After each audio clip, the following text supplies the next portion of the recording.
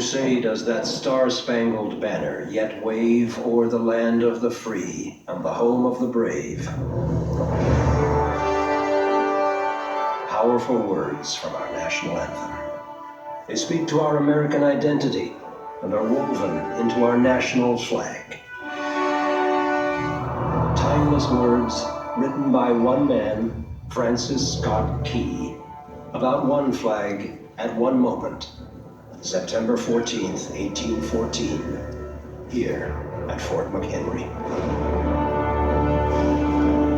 In 1812, the storm clouds of war had gathered over a young United States as the nation pitted itself once more against the might of the British Empire.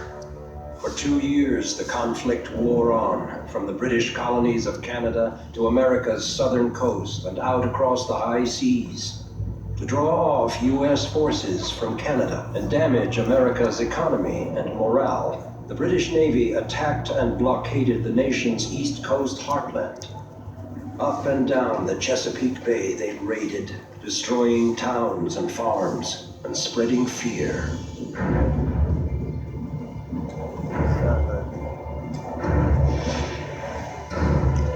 Then, in August 1814, disaster. The invading British seized Washington, D.C. and burned the nation's capital. A citizen soldier of Baltimore spoke for many. Every American heart is bursting with shame and indignation at the catastrophe. And Baltimore hearts were also full of anxiety, for they feared they would be next.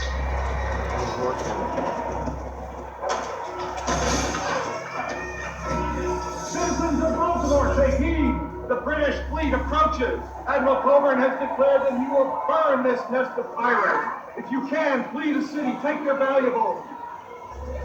Protect your families, gentlemen. As Baltimore braced itself, a young Maryland lawyer, Francis Scott Key, embarked on a diplomatic mission to free a prisoner of war, sailing right into the heart of the approaching British fleet. But with their attack on Baltimore imminent, the British detained Key amidst their massing warships.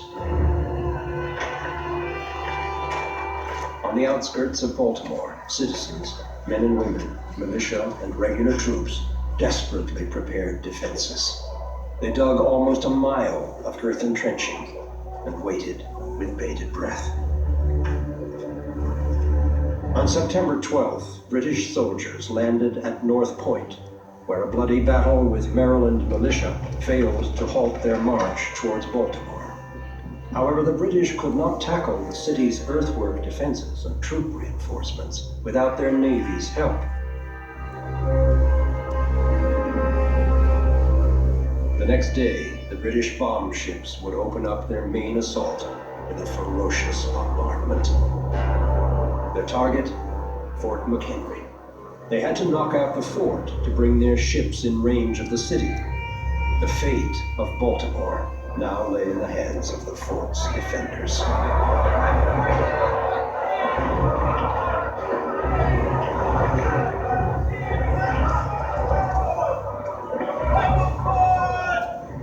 Move quickly, man! 1,000 soldiers frantically prepared for battle, knowing they were the last defense to thwart the British.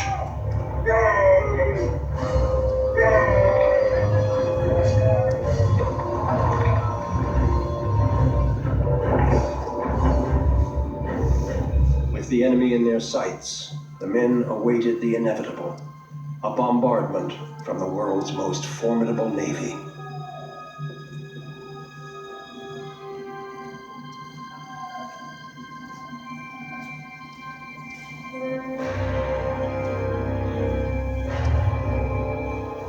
Then the attack began as the British fleet pounded the fort with rockets and mortar shells.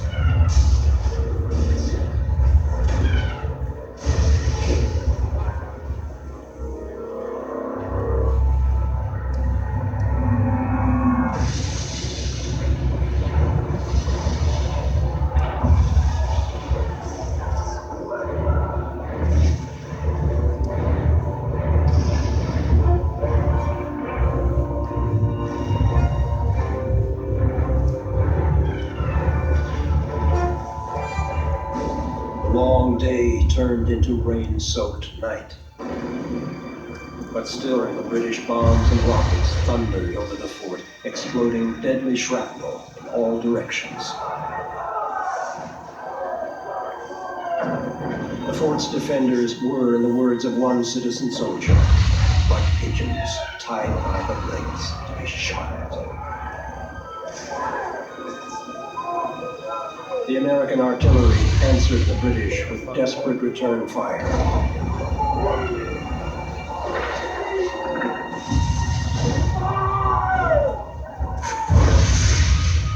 But would it be enough? Baltimore's citizens watched in panic through the night. One recalled, "The attack on Fort McHenry was distinctly seen from Federal Hill and from the tops of houses which were covered with men, women, and children.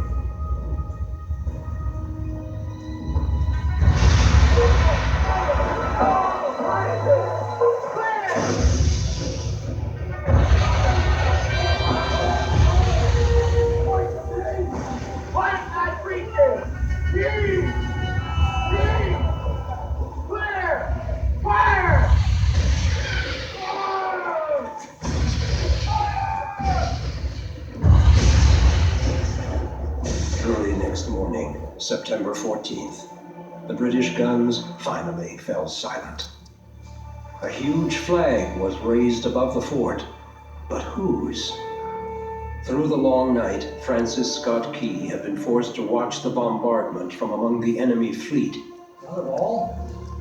Nothing. Now, he strained to see the flag in the dawn's early light.